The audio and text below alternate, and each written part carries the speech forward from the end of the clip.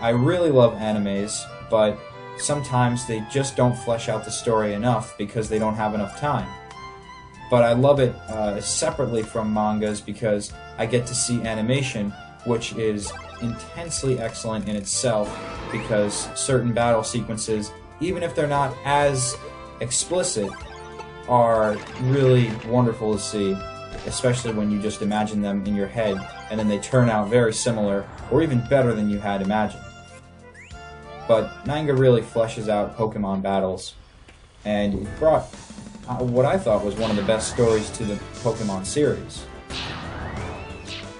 I mean, sure, it was the same old, you're a trainer who, or you're witnessing a trainer who's rising through the ranks and going to be the best, but the situations that he happened upon, Red, and the different main characters of each generation, they were unique, and they were interesting. I must say it's a more enjoyable doing live commentary and knowing that I don't have to see this game again. It's funny, but trust me, it's a big relief for me in editing because I can get this stuff out quicker to you guys, and whenever I can do that, it's always a good thing. So long as the content's good, quality's excellent, commentary's fun and engaging, then I'm happy to do it.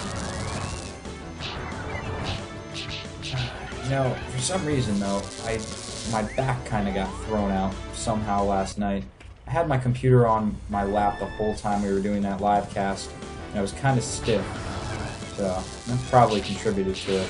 But I take these vitamins called MSM, and I don't actually know what the initials stand for off the top of my head. I do, but I don't. Not this early in the morning with this lack of sleep that I have.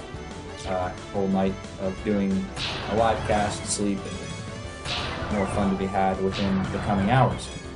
But yeah, you know, I don't know what it was that threw out my back, but hoping to just lay on the lazy river today at Hurricane Harbor. I've mentioned this before, but if you're new, I live in New Jersey, so I have Six Flags right down the road from me, not 15 minutes away. It's about 10, I believe. That's always a fighting style that you'll never get to see in real life, or at least I don't know about it. And if you have any idea, if you're a fighting fan in real life of humans coming together and battling, if there's a similar move to this, then let me know. But in anime, whenever an opponent or two fighters are getting together and one is super fast, faster than the other, and they keep zooming past the one they're facing and just landing punches instantly, and all you see is shoom, shoom, zoom marks. That was always such excellent fighting to me. I always wanted to see that replicated, but I don't even know how you would possibly pull that off. That's something strange that I just realized is that, you know, as a game goes, Pokemon isn't difficult unless there are hidden mechanics and lots of numbers behind it. It's really not a difficult game if they try to mix it up. I was thinking about, like, Pokemon Ranger, where it just takes frantic swiveling and swirling. Of course, I haven't played the most recent one that involves Hoenn Pokemon, but that's because I was tired with the first one and never looked back. This is great because everybody in my house is asleep right now, so I'm taking this abnormal sleep cycle and making it work for me in my favor. Alright, coffee time. I'll be back. That's another thing that really irks me about this game. And since the next Pokemon Rumble is going to be on a cartridge, I want no excuses, Nintendo. I want some new lands. I see where they have to recycle some things for the issue of space on the WiiWare system, but come on. I've seen games like Lost Winds, Fluidity, and many others like Neek's Quest, not Nink's Quest, but Neek's Quest, that have so many different levels, and they're all varied. They're all different, and they're all interesting to go through. These are not. Maybe the first time they were fun, even the second it was a nice rehash of the first. But all they did throughout the entire game Even the advanced section, they didn't even attempt to make it look like you were in another zone with different regions of Pokemon. They just included more regions of Pokemon in there. And only from the 4th gen, which, okay, that's fine, but I couldn't care. I mean, no, I do love Togekiss. I love the 4th gen, don't get me wrong. But if you're going to just throw more Pokemon in and not change anything else, you might as well have added the whole bunch. Added the whole 4 set of regions at the time. Because when this was released, there were no black and white. That's something important to keep in mind. I don't want to get stupid spam comments. Hey, what about the 5th gen? Yeah, definitely in the 5th gen, I already can confirm to you, is in the remake, I keep saying remake, but in the sequel to this game, and that I'm looking forward to. It would be interesting if they incorporated the Dream World somehow, not online, but if it was something to visit in a Pokemon toy-esque realm, something separate from the Dream World, but hinting to it, to change up the style of gameplay.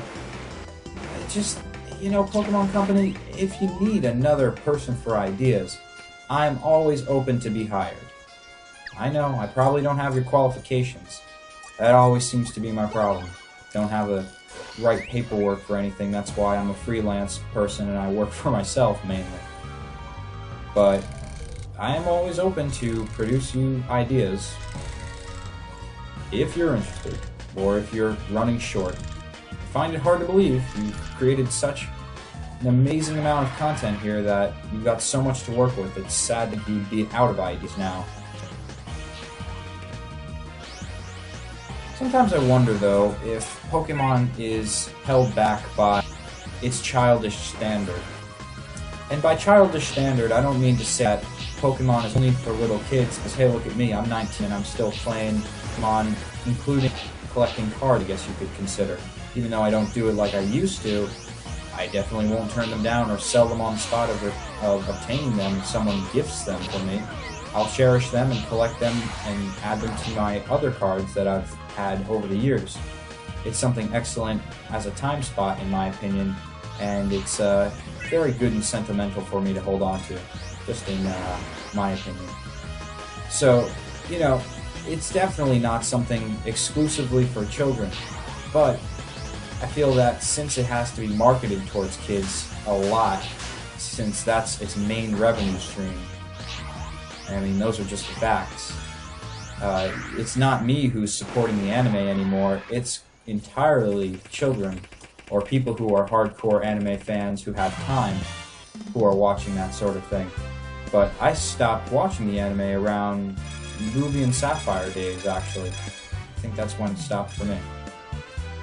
And it's funny because I went back and I tried watching some of the older episodes, but the only ones I feel that I can tolerate are the ones that I have the most remembrance of, and the tolerance, or not tolerance, but the nostalgia from my own past of watching and experiencing and what that episode meant to me, than if I went back and watched a random 4th gen episode and just keep thinking to myself, why the hell do I care about Dawn?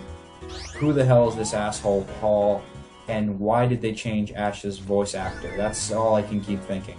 So, it's definitely something I can't watch every time because the plots are too childish for me often.